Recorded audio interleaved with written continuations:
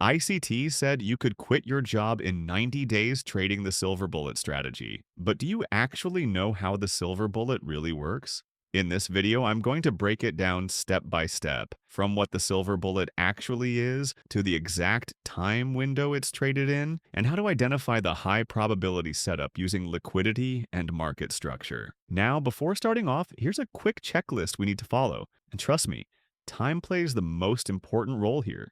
Now, why am I saying this?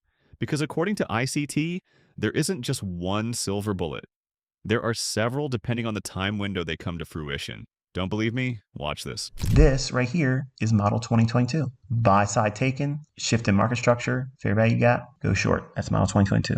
This right here, trading up into that is the 7 o'clock in the morning to 9 o'clock in the morning, New York Open Kill Zone, silver bullet. Oh, man, how many silver bullets?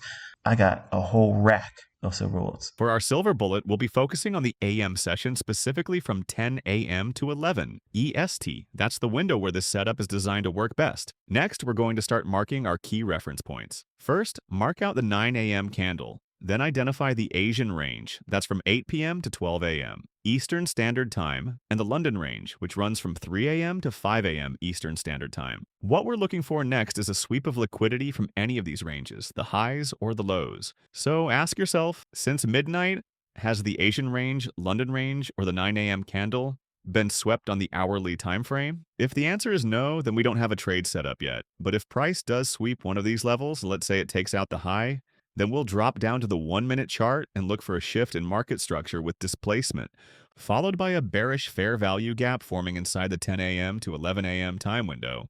That's our short setup, and it's the same logic the other way around.